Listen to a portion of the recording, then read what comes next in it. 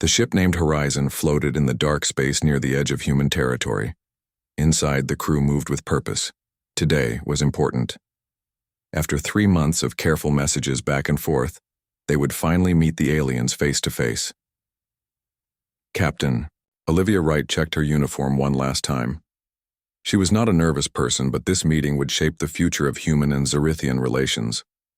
The aliens had reached out first, their signals picked up by Earth's deep space listening posts.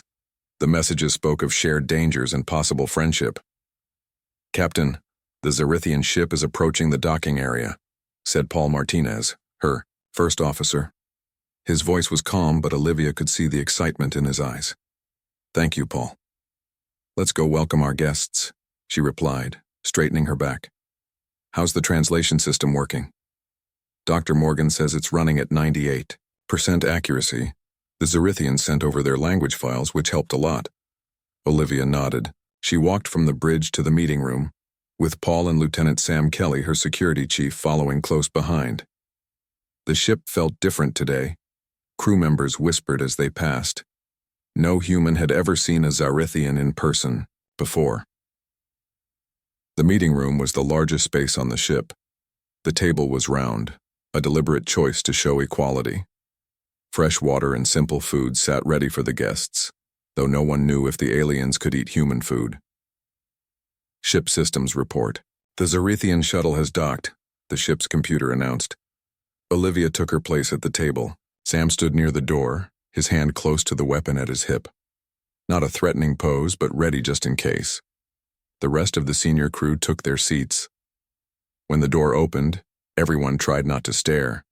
The Zerithians were nothing like humans had imagined. Each one stood nearly 7 feet tall, with bodies covered in a hard, shiny shell that looked like dark blue armor. They had 4 arms and 2 legs, with heads that reminded Olivia of earth ants, but bigger. Their eyes were large and complex, made up of many smaller parts. The tallest Zerithian stepped forward, its mouth parts moving in patterns that seemed both alien and somehow familiar. Captain Wright of Earth Vessel Horizon, I am Supreme Commander Kazvatic of the Zerithian Fleet. We greet you in peace and hope. The translation came through clearly in Olivia's earpiece. She smiled and stepped forward, offering a small bow rather than a handshake, which they had agreed upon in earlier messages.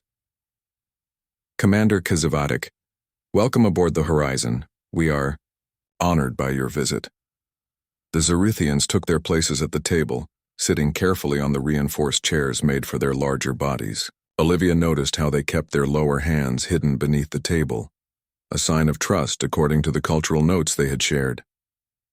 We have followed the growth of your species with great interest, Kazvatic said, the translator capturing the clicks and whistles of his native speech. Humans have shown remarkable progress in a short time. Thank you, Olivia replied. We're still learning our place in the galaxy. Your message about a shared threat concerned us greatly. Kazvatic's upper arms made a sweeping gesture.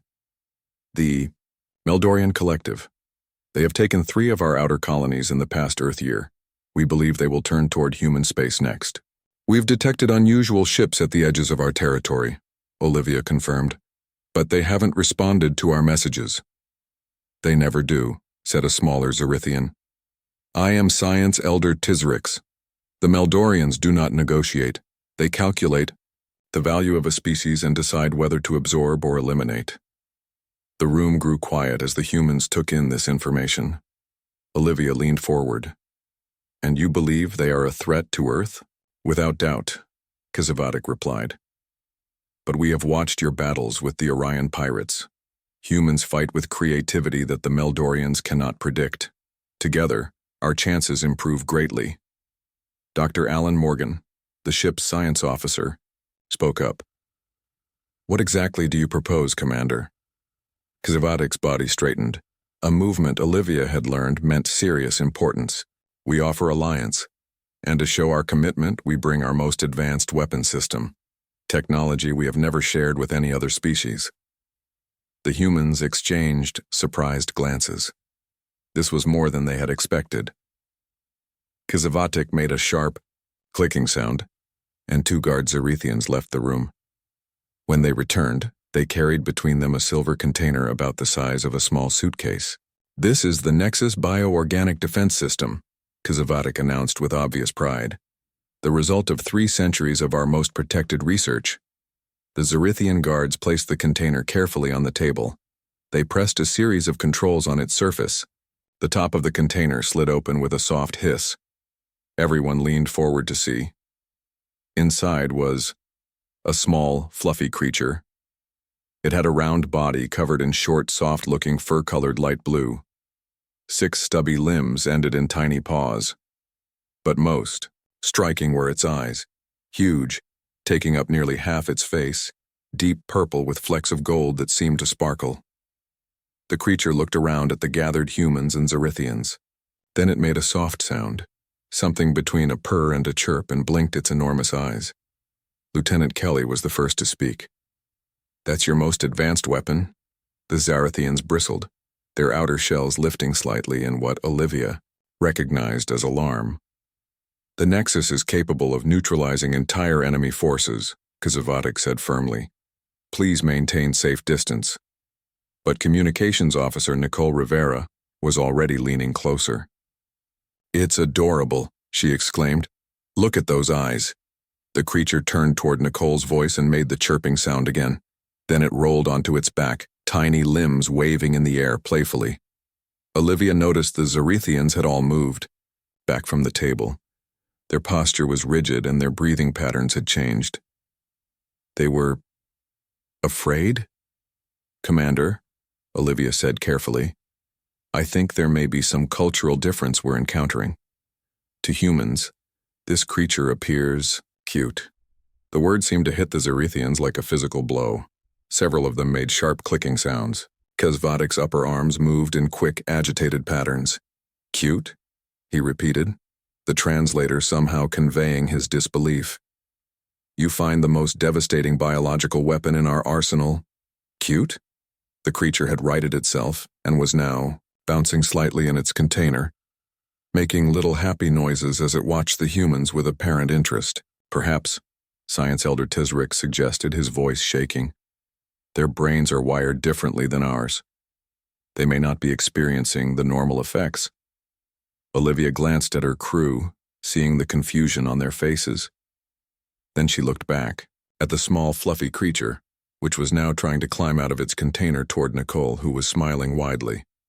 Something very interesting was happening here, Olivia realized. And it might just be the beginning of the strangest first contact in human history.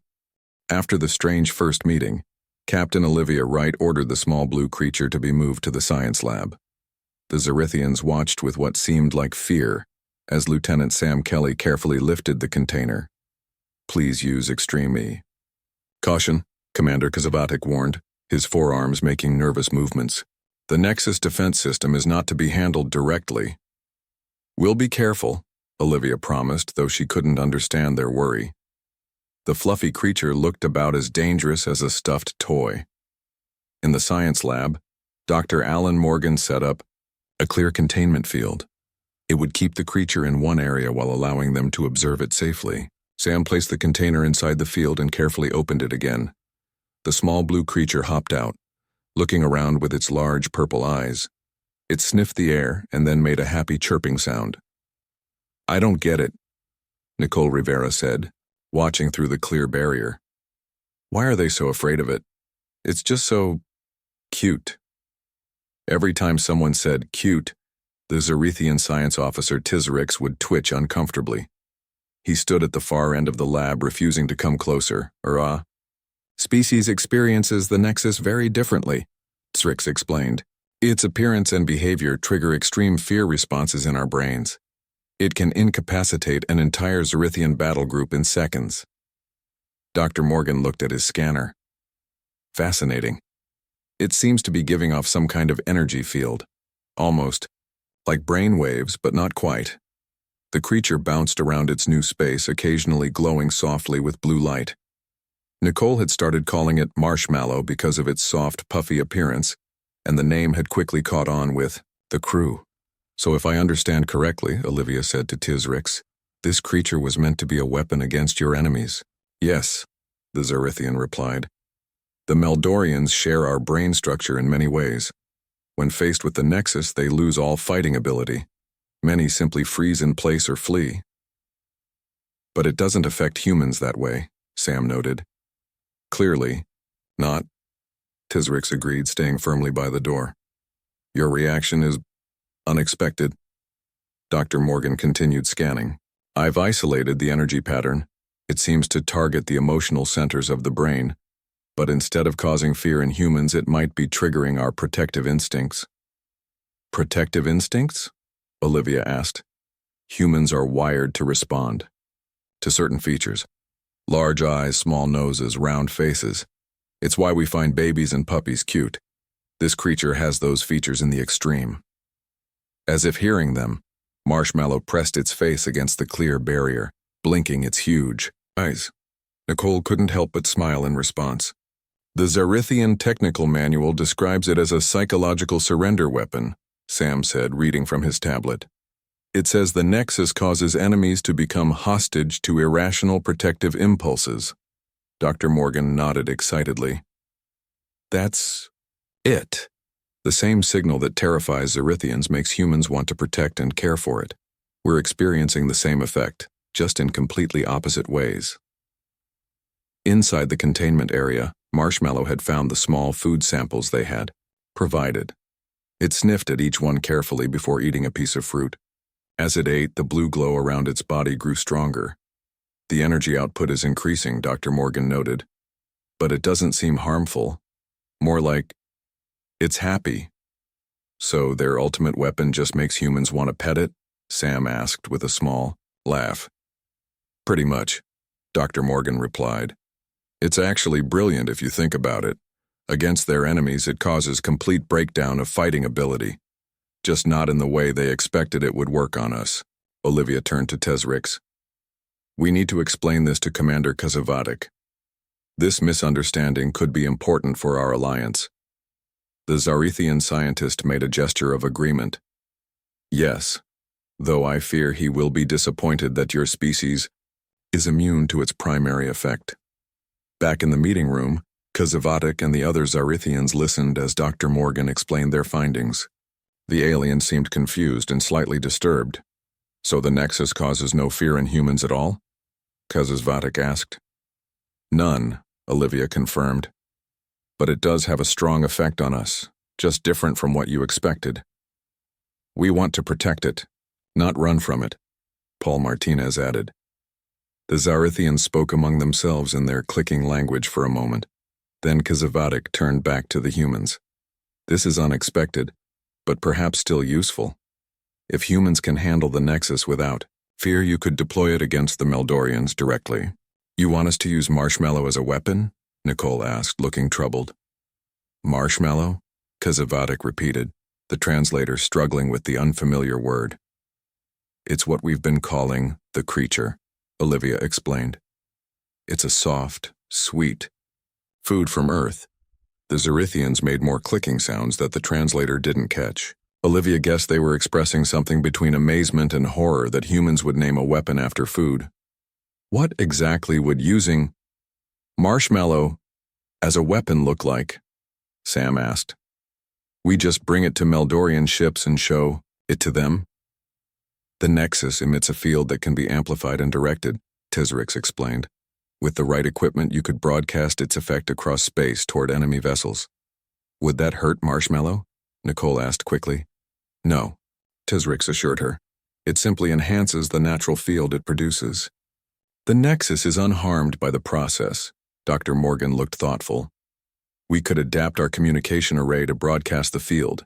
It would just be a matter of finding the right frequency. I'm not comfortable using a living creature as a weapon, Olivia said firmly.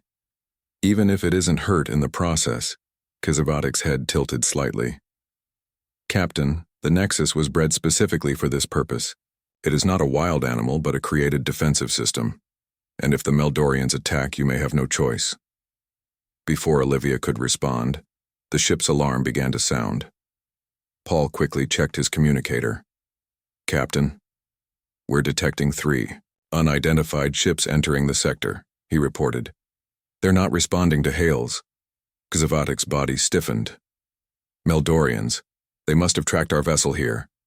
Olivia looked around the room, seeing the concern on everyone's faces. Then she glanced toward the science lab, where the small blue creature they called Marshmallow was happily bouncing around its enclosure, unaware that it might soon be their only hope against a dangerous enemy. Looks like we might get to test your weapon sooner than we thought, she said grimly to Kazavatik. Battle stations, everyone. Let's see what we're dealing with. The horizon shook as Captain Olivia Wright ran to the bridge. Red warning lights flashed in the hallways. Crew members rushed to their battle stations. This was not a drill. Status report, Olivia ordered as she took her command chair. Paul Martinez looked up from his screen. 3 Meldorian warships approaching fast. They're not answering our calls. Shields up, prepare defensive weapons, Olivia said calmly, though her heart was racing. On the main screen, she could see the enemy ships. They were sleek and gray, with no markings or windows. They looked more like machines than vessels carrying living beings. The Meldorians are charging weapons, Sam Kelly reported from the security station. His voice was tight but steady. Commander Kazavatik and Science Elder Tizrix had followed Olivia to the bridge. The Zarithians stood near the back wall, their hard shells gleaming under the emergency lights. This is a standard Meldorian attack pattern, Kazavatik said. They will disable your engines first, then boarding parties will follow. Not if we have anything to say about it, Olivia replied. Sam, target the lead ship's weapon systems. Targeting, Sam confirmed, but our scans show their shields are very strong. Incoming transmission, Nicole Rivera announced from the communication station. On screen, Olivia ordered. The view changed to show the inside of the Meldorian ship. The beings on screen looked almost human, but their skin was gray and shiny. Metal parts were built into their faces and hands. Their eyes were cold and empty. Earth vessel, the Meldorian leader said in a flat voice. Your biological inefficiency has been noted. You will be corrected and optimized. Resistance is illogical. This is Captain Olivia Wright of the Earth Alliance vessel Horizon. We have no quarrel with you. Leave our space immediately. The Meldorian didn't seem to hear her words. Prepare for integration. Your crew will serve the collective. The screen went dark. Seconds later, the ship rocked violently as the first attack hit the shields. Shield strength at 80%. Paul reported. They're hitting us hard, Captain. Return fire, Olivia ordered. The Horizon's weapons flashed, striking the lead Meldorian ship. But the enemy shields held strong. No damage to their shields, Sam said. They're firing again. Another hit shook the ship harder this time. People grabbed their stations to stay upright. Shields at 60%, Paul called out. We can't take many more hits like that. Nicole turned from her station, her face worried but determined. Captain, what about Marshmallow? The Zarithian said it was a weapon against the Meldorians. All eyes turned to the Zarithian visitors. Kazavatik stepped forward. The Nexus defense system could indeed affect the Meldorians. Their brains share similarities with ours, he said, but it must be deployed correctly. Dr. Morgan is with the creature in the science lab, Olivia said. Nicole, contact him. See if he's made any progress on broadcasting Marshmallow's energy field. Nicole quickly spoke into her communicator. The ship shook again as another blast hit. Shields at 40%, Paul warned. One more direct hit and they'll be down. Evasive pattern Delta, Olivia ordered. Keep us moving. Nicole looked up from her station. Dr. Morgan says he's figured out how to amplify Marshmallow's field, but he needs to connect it to our main communication array. Do it, Olivia decided. Sam, buy us some time. Firing all weapons, Sam responded, his fingers moving quickly over his controls. The Horizon released a barrage of energy blasts, spreading them across all 3 enemy ships. It wouldn't cause much damage, but it might distract them. Dr. Morgan is on his way to the communications control room with Marshmallow, Nicole reported. The Meldorians are preparing another attack, Paul warned. This one looks bigger than before. Olivia gripped the arms of her chair. Hold position. We need to give Dr. Morgan time. The minutes that followed felt like hours. The horizon shook and trembled as the Meldorian ships continued their attack. Warning signals blared across the bridge. "Shields failing," Paul shouted, over the noise. 10% remaining. "Where's Morgan?" Olivia demanded. As if in answer, Nicole's console lit up with a message. "Dr. Morgan reports he's ready. The creature's energy field is connected to our communication array. He can broadcast it on your command." Olivia didn't hesitate. "Do it now." Nicole sent the command. For a moment, nothing seemed to happen. The ship continued to shake under enemy fire. A panel near the back of the bridge exploded in a shower of sparks. "Shields are down," Paul reported grimly. "We're defenseless." Then, suddenly, the attack stopped. The bridge crew looked at each other, in confusion. "The Meldorian ships have stopped firing," Sam said, checking his screens. "They're just sitting there." "Did it work?" Olivia asked. "The Marshmallow broadcast?" "Incoming transmission from the Meldorian lead ship," Nicole announced. "On screen," Olivia ordered, standing up from her chair. The screen showed the Meldorian bridge again. But something was very different. The leader still stood in the center looking stiff and confused. But behind him other Meldorians had left their posts. Several were pressing their hands against their own view screen, as if trying to reach through it. "What? Is that entity?" the Meldorian leader asked. His voice wasn't flat anymore. It sounded strained, almost emotional. Olivia was confused for a moment, then realized what must be happening. "Nicole, is the creature visible on our transmission?" Nicole checked her screen. "Yes, Captain. Dr. Morgan has Marshmallow with him in the communications room. The Meldorians can see it." On the screen, more Meldorians were gathering, staring at something the Horizon crew couldn't see, presumably the image of Marshmallow. "Our systems are experiencing unexpected errors," the Meldorian leader said. His eye implants were flashing with warning lights. "What technology is this?" Before Olivia could answer, Dr. Morgan's voice came through the ship's communication system. "Captain, you won't believe what's happening. Marshmallow seems to be responding to the Meldorians. It's emitting a much stronger field than before." On the view screen, a Meldorian officer pushed forward. "It requires protection," the officer stated in an oddly flat tone, but the words themselves were surprising. Meldorians never showed concern for other beings. "Our neural integration is compromised," the leader admitted, visibly struggling against whatever he was feeling. "This is illogical. They can't fight it," Kizavatic said quietly to Olivia. "Just as we cannot. The nexus affects the deepest parts of the brain, beyond conscious control." Olivia realized they had a rare opportunity. The Meldorians were confused and distracted.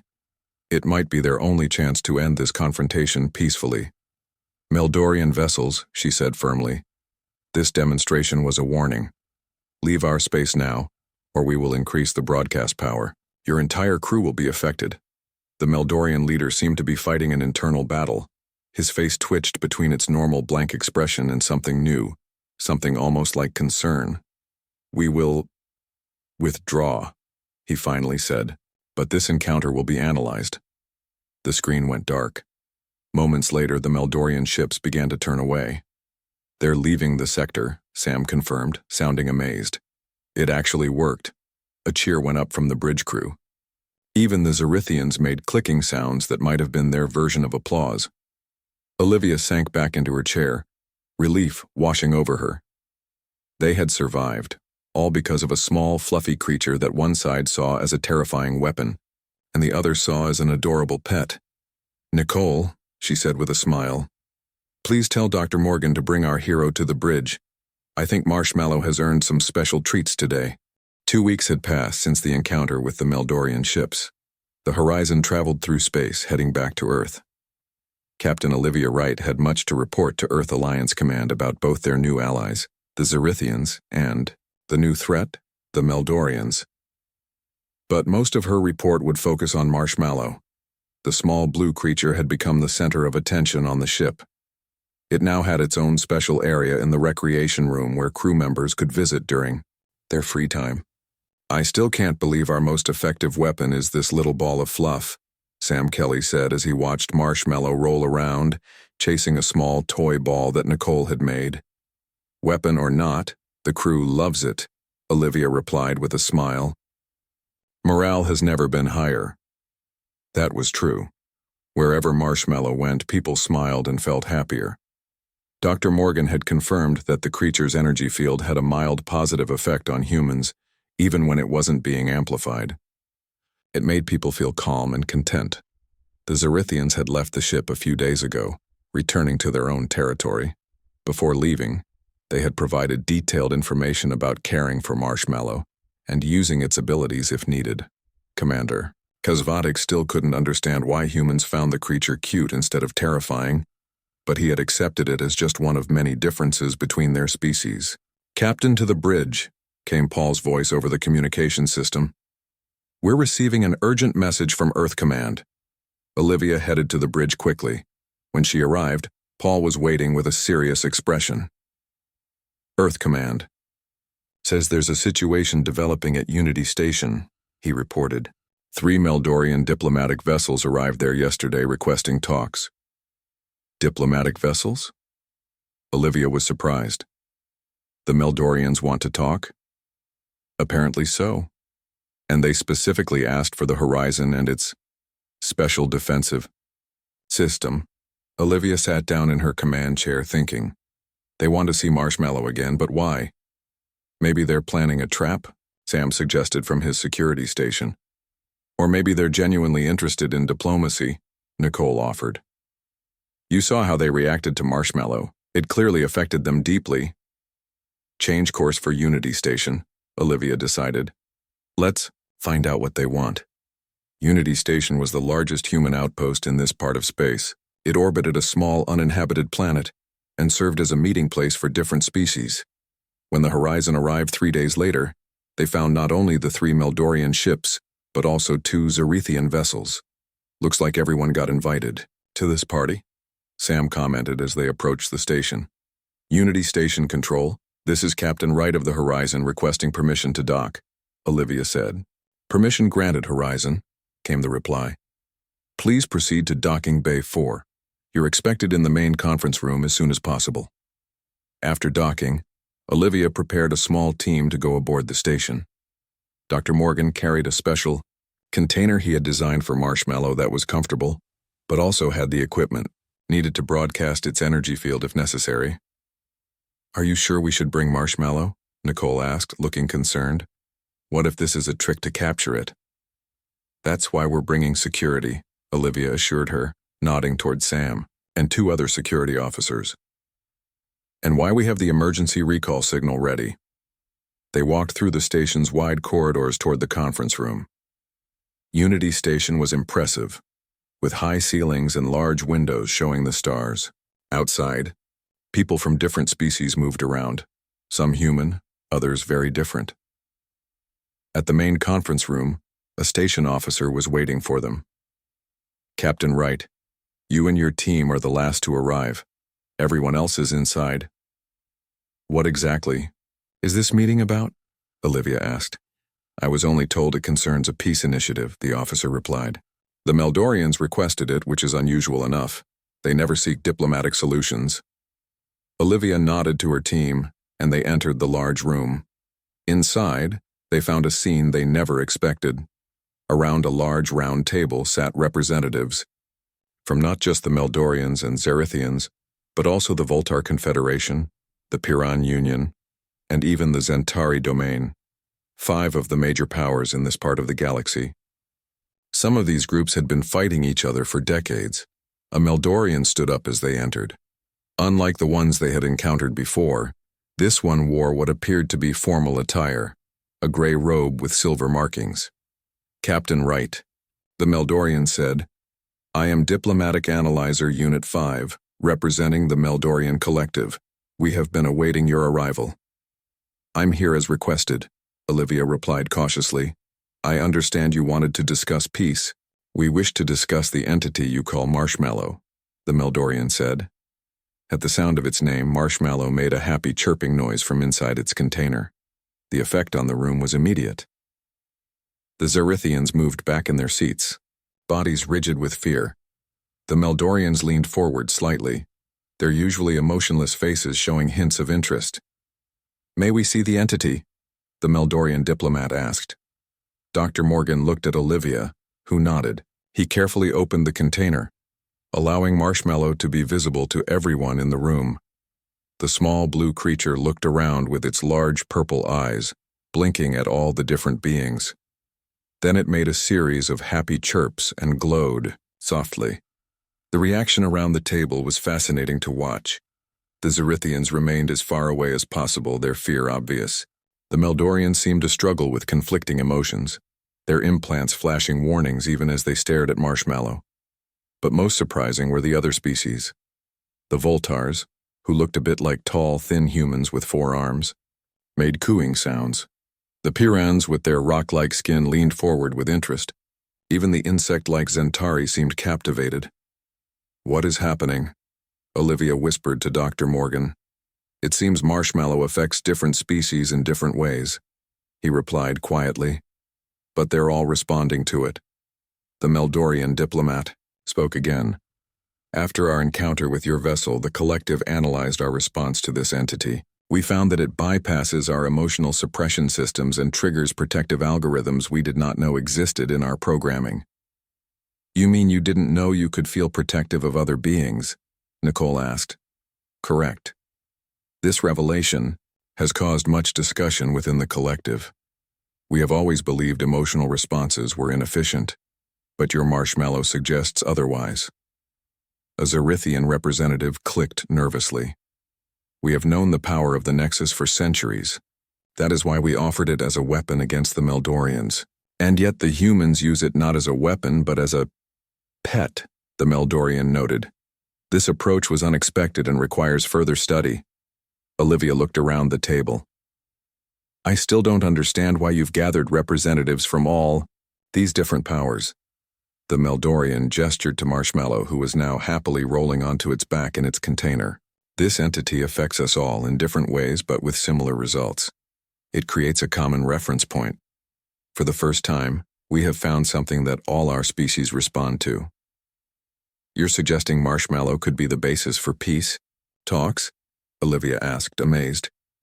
"We are suggesting that understanding our various responses to this entity might help us understand each other," the Meldorian replied. "And that is the beginning of diplomacy." Olivia looked at her team's surprised faces, then back at Marshmallow. The small creature that the Zerithians had intended as a weapon had instead become something much more valuable, a bridge between different species. "Well," she said with a smile, "I think this might be the strangest peace conference in history. But I'm willing to participate if Marshmallow is." As if understanding her words, the little blue creature chirped happily and glowed brighter, bringing unexpected smiles to faces around the table, even those not designed for smiling. 6 months had passed since the first meeting at Unity Station. What began as a strange diplomatic gathering had grown into something much bigger. The station now had a new section, built specially for interspecies meetings.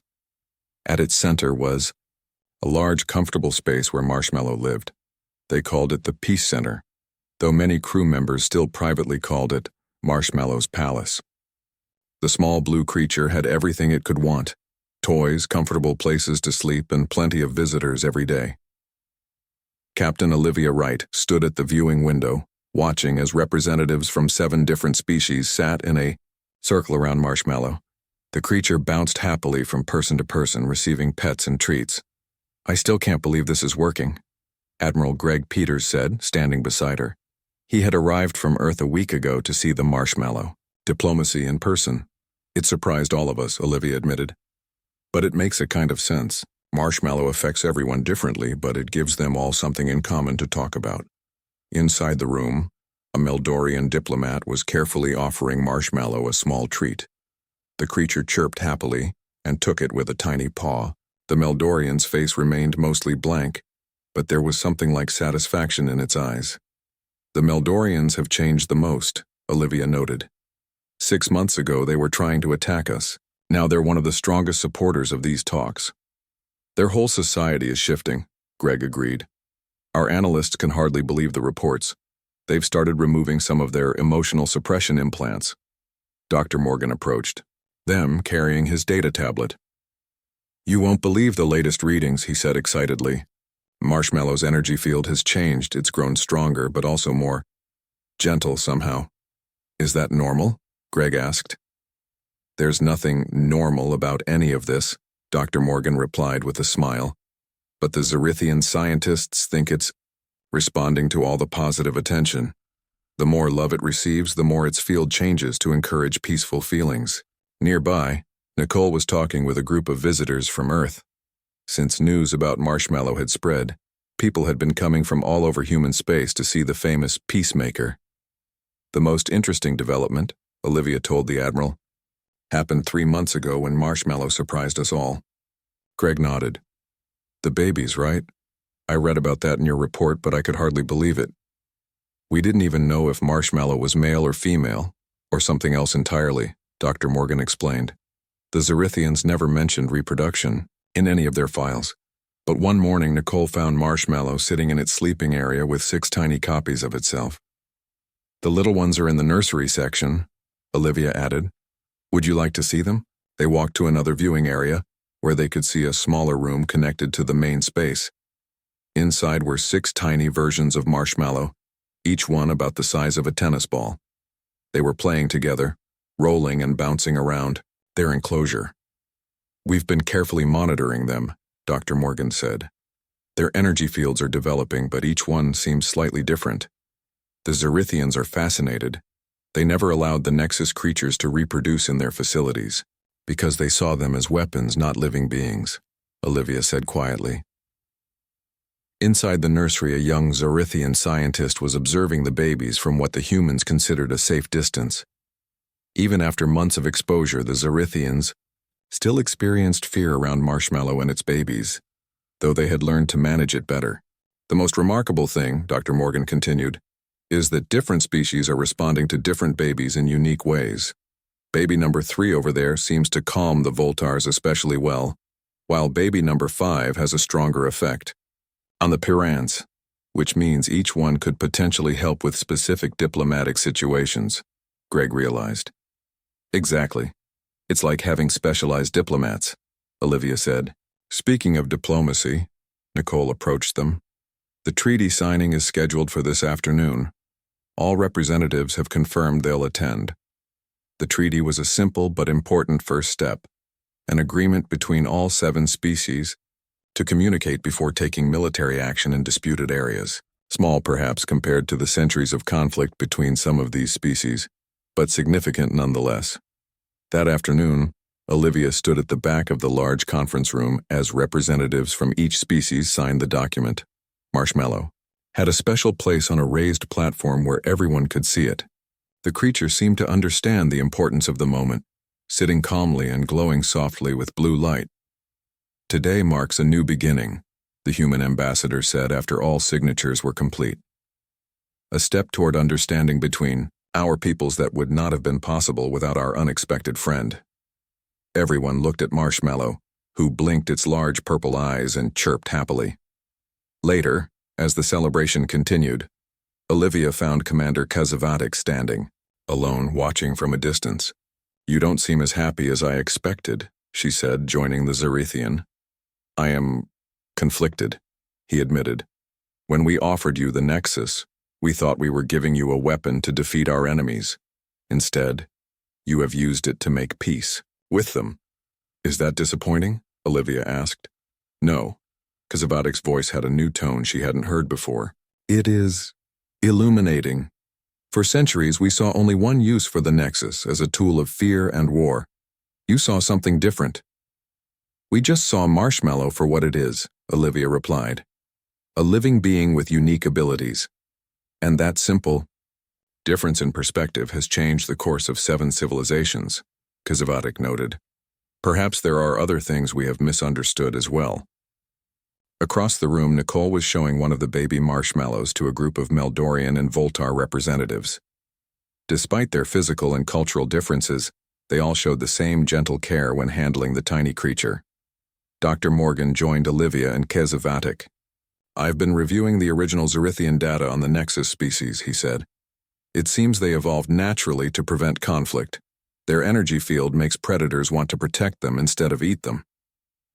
"Nature's perfect defense," Olivia mused. "And yet we tried to make it into a weapon," Kezevatic said softly. "Perhaps the universe has a sense of humor after all." As the celebration continued around them, Olivia watched Marshmallow being gently passed from one diplomat to another. The small creature that had once been offered as a terrible weapon had become something much more valuable, a bridge between worlds, a catalyst for peace. "You know," she said to Dr. Morgan and Kezevatic, "in human history, many of our greatest discoveries happened by accident. We were looking for one thing and found something completely different." "And what did we discover here?" Kezevatic asked. Olivia smiled as she watched representatives from 7 once hostile species gathered together, united by their shared response to a small, fluffy creature.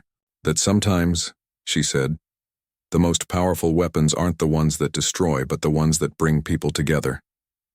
As if hearing her words, Marshmallow looked in their direction and gave a happy chirp, glowing brightly with blue light that seemed to fill the room with hope.